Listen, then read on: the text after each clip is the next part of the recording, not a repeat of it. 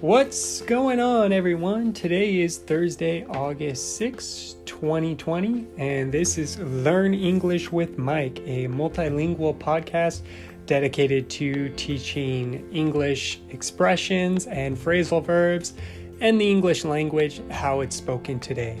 So today we are going to go ahead and talk about a few more phrasal verbs that have caught my attention this week and some expressions as well.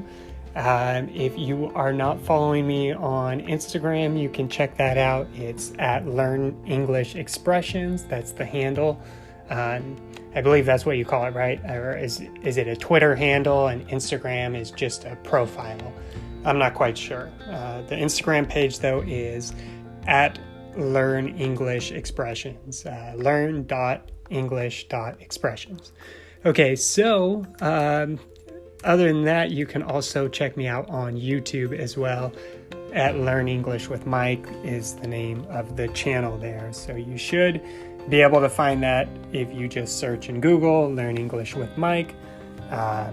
Hopefully my videos are at least popular enough that they are coming up on the Google search.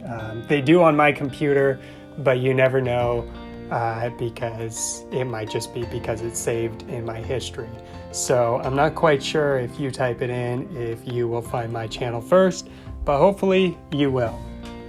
Anyway, so it's been an exciting week out there in terms of stuff going on Instagram.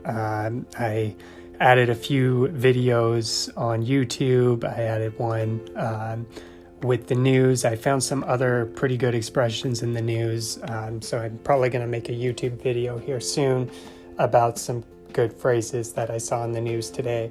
It's kind of hit and miss with the news, you know. Sometimes there's some pretty good phrases and expressions, and sometimes it's kind of dull and boring, and there's not really any creativity out there. And I'm like, come on, guys, I need some content.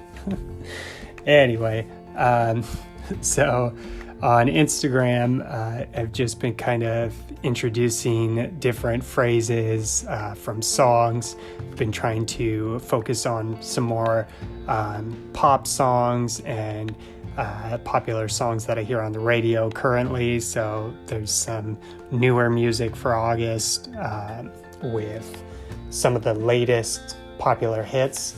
And hopefully that plays well in your country.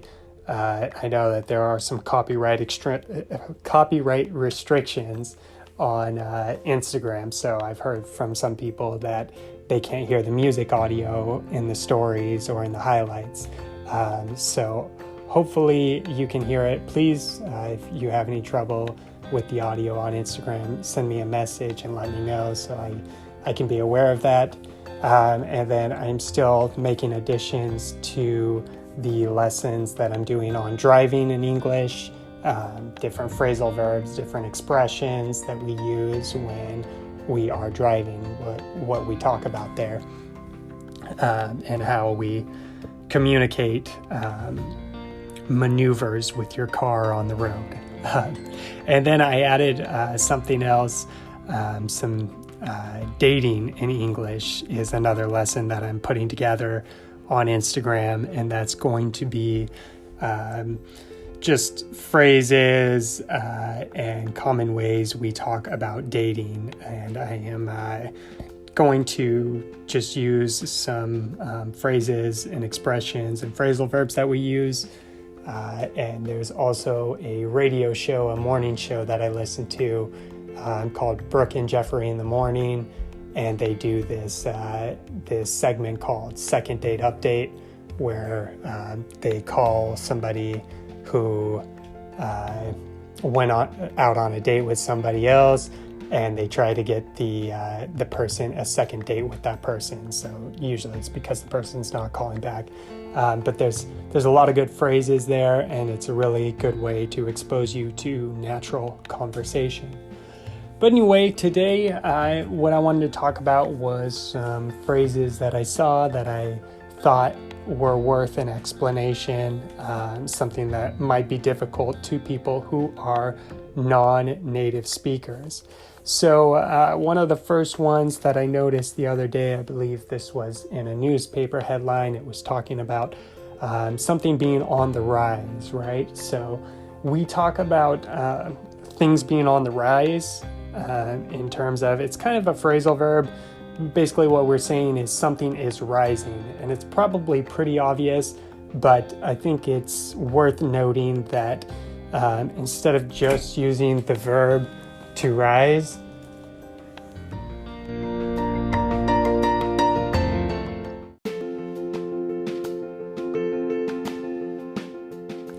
all right, let's go ahead and carry on. Sorry, I had a little interruption there. I think the recording stopped. So I'm still new to podcasting, and this is part of the journey. So anyway, back to what I was saying. So the phrase on the rise just means something is rising, right? So the verb is to rise, but we use it as a phrasal verb, and we say something is on the rise, right? So it's like it's in progress. It's actively rising as we speak. And then the opposite, I believe the opposite we say is on the decline, right? When something is declining, we say that's on the decline. It's getting less. But the verb there is to decline. So that's just to give you an example of how, we use the actual verb. We have the original verb, but then we've modified it over time, and colloquially, you'll often see it in the form of a phrasal verb. So that's common with a lot of different things, a lot of different verbs. Another one that I can think of off the top of my head comes from the driving lesson that I was doing, where in English, we say to speed up and to slow down, right? We don't say accelerate and decelerate. We say to speed up or to slow down. Of course, what I'm saying is we don't say commonly, we don't say accelerate, we say I'm speeding up, So that's just another good example of how something that maybe in your language there's one word or one verb for something. In English, you're going to probably find that maybe that verb exists, a direct translation of that verb exists, but we also might have a phrasal verb that we more commonly use. So it's always something to be aware of. I know in Spanish, the verb is to accelerate is acelerar. So that's kind of the example I always pull, because I always used to want to say speed up, and I would say like rápido arriba, which is like, fast up. And I would try to say that to people, rápido arriba, to try and communicate that, speeding up, I was speeding up or something, and people never understood it. And then I learned that, it was more common to use that verb acelerar, which would be like to accelerate, which, we don't typically use in informal settings when we're talking about accelerating. We say speed up. So anyway, a little bit of a tangent there, but that's kind of something that caught my attention when I was learning Spanish, was the difference and how it turned out a lot of phrasal verbs that I used. There were very similar verbs in Spanish that were similar to maybe the more formal way of saying that phrasal verb. So it's something to be aware of in English all the time, just so you can sound more natural, and especially in conversation, use vocabulary that's more conversational. But back to this on the rise, on the decline, another example would be when someone's on the go. If I say I'm on the go, it means I'm running around, I'm doing a lot of things, I'm on the go, right? I'm not stopping in one place. Maybe I have a lot of errands that I have to run for the day. So I'm running errands, maybe I gotta go to work, I gotta go to an appointment, I'm on the go. It's like I'm in the process of doing a lot of things. And then another one that we use with this on the, and then the verb would be on the run. Well, I guess technically it's a noun in these cases, but on the run would be to be fleeing something, right? To be escaping something. So there's that famous Paul McCartney and the Wings song, The Band on the Run. So that's the band that's fleeing all the time. We'll talk about fugitives being on the run when they've escaped from jail. So we use that phrase as well, to be on the run. Another phrase that I encountered that I thought was pretty fun to look at, and I did an Instagram post on something similar, so we'll talk about that too, was to roll up your sleeves. I think they said it was in a commercial, they said roll up your sleeves and make a difference. Basically, to roll up your sleeves means to think of that action. Your sleeves are the part of clothing that covers your arms, right, on your shirt. So when you roll up your sleeves, usually means that you're going to do something that's hands-on. You're going to, we say get your hands dirty, and I posted that expression on Instagram not too long ago. To get your hands dirty means to do something that's hands-on, to do the manual labor, and roll up your sleeves is another thing that we'll say where we're like, okay, roll up your sleeves and get to work or whatever. It's like you're preparing yourself, right? You're about to get dirty, or you're about to do something that requires physical movement, and so you need to roll up your sleeves so you can work comfortably. So that's a phrase that you might hear someone say, to roll up your sleeves and do something. It just means like kind of put on your work face, or put on your work persona and get ready to do a project, right? All right, and then moving on to a few phrases that I've been hearing a little bit of this week, and I wanted to point out, have to do with accuracy and precision, right? So being correct or accurate. There's one phrase where we say right on the money. That was right on the money. It's like it was spot on. That's another phrase we use. But when something's right on the money, it's like it's very accurate or very correct. So if I post a quiz on Instagram and all the students respond and they answer correctly, I can say, that was right on the money. Great job, Another way we say this is to hit the nail on the head. You hit the nail on the head. It's like you were absolutely correct. This one also has kind of a more extended meaning in terms of context. This also is like when somebody is making a point, right? And they just speak so clearly, and they put really, really beautiful words to whatever point they're making, and just speak succinctly.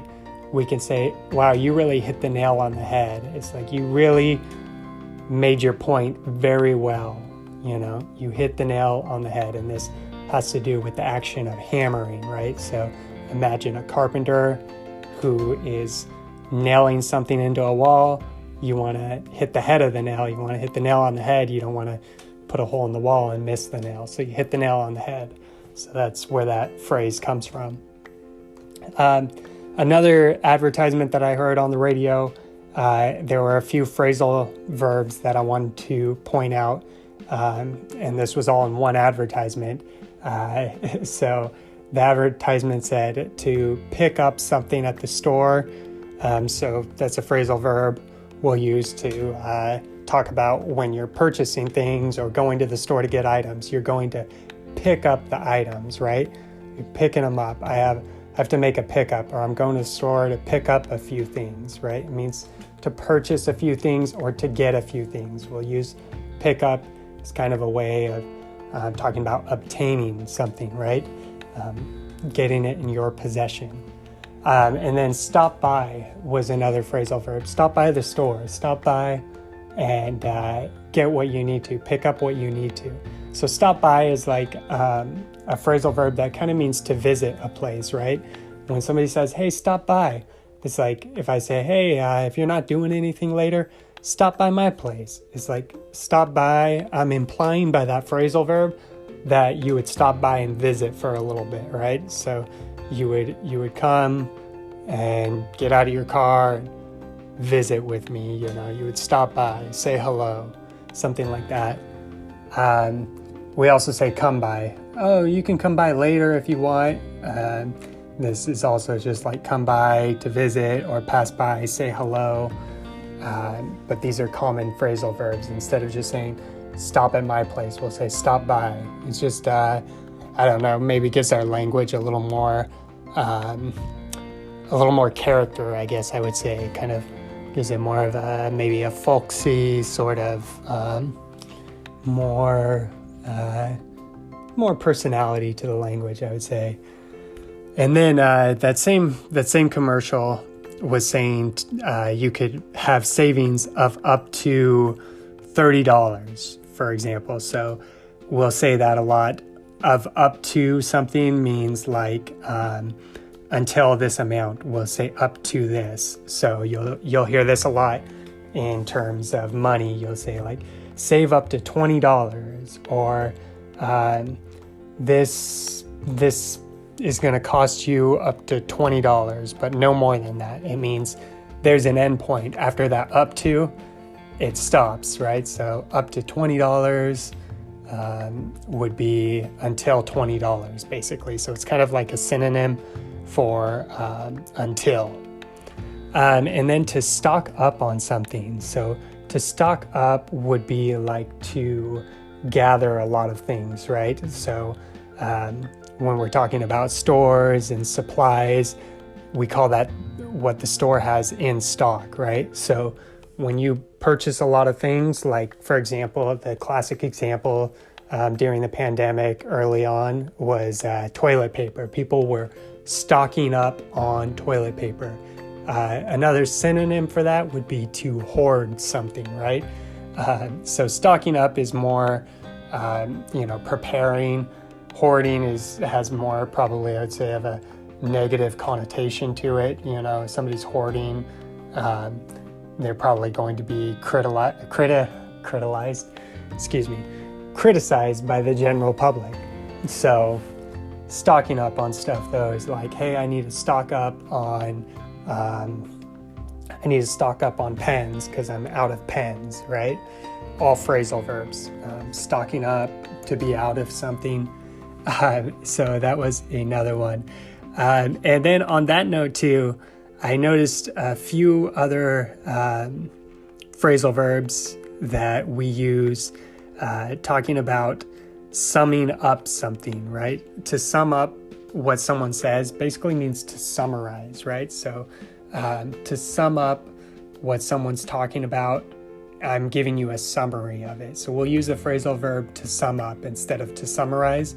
We'll say, oh, that pretty much sums it up, right? So if I tell you what I did today, I might say, I went to the store, I did these activities, and then I went to work, and that pretty much sums up my day. It's like that summarizes my day. And then another one that we use is adding up, right? So kind of staying on that mathematical theme. When something doesn't add up. This is a common phrase that we'll say when something doesn't really make sense, right? So when you're putting things together, you're trying to understand something and something about it doesn't add up. We'll use this in terms of, not being able to understand something or seeing that there's maybe a problem or a hole in a story. We might say, that story just doesn't add up. It just doesn't make sense, right? I've added everything together and it doesn't add up. It doesn't bring me to a logical conclusion. I see that there's something that doesn't make sense here. So we'll say it doesn't add up. And of course we can use add up literally as well, like 15 and 5 add up to 20. But typically, we use it in this kind of figurative term of this doesn't make sense. When you do the equation of logic in your head, this doesn't add up. Okay, and this one is an expression that I saw this week. The expression was to take the internet by storm. So to take something by storm, it's kind of a fun expression. It's used a lot in competitions or just to kind of be dramatic or exaggerate something. When something takes something by storm, it's kind of like a revolutionary thing. It surprises people. It makes a big impact. It has a big effect on things. We'll say, this song took the music industry by storm. It's like it was unexpected and everybody was very surprised and very impressed by it. It took us by storm. It's like something that's unexpected, and I'm not quite sure the origins of that one, but imagine a storm shocks you or whatever. It's a storm causes a lot of confusion and a lot of attention. It draws a lot of attention, so it takes you by storm. Another way, you might say, wow, this podcast is really taking the internet by storm, right? If this podcast was becoming extremely popular and everybody was sharing it, which is not happening. But if it was, we might say, it's taking the internet by storm. Or another classical example would be like in sports, say there's a basketball player that's really doing well. We might say, wow, he's really taking the NBA by storm. He's really taking the National Basketball Association by storm because he's performing very well, or any sort of athlete. Like Messi has taken the world of soccer by storm, for example. He's done really well, and is something that drew a lot of attention and surprised a lot of people, or maybe they weren't expecting, or they had their guard down, and then comes along this person, and now everyone's paying attention to this person, taking them by storm. It's a pretty fun expression, I think. Probably one of the more entertaining ones, or more useful ones that I've seen this week. Anyway, we're going to go ahead and wrap things up right there. I wanted to get to a few things more, but I think I'm going to save it for another episode. And thank you for listening. Again, check out Instagram. I'm going to be working on some courses, doing courses on essential expressions that I'm going to be posting onto Instagram of how you can get access to those. And thanks again. Keep studying and keep learning. Please let me know if you have any questions, and we will see you in the next podcast. Have a great rest of your day.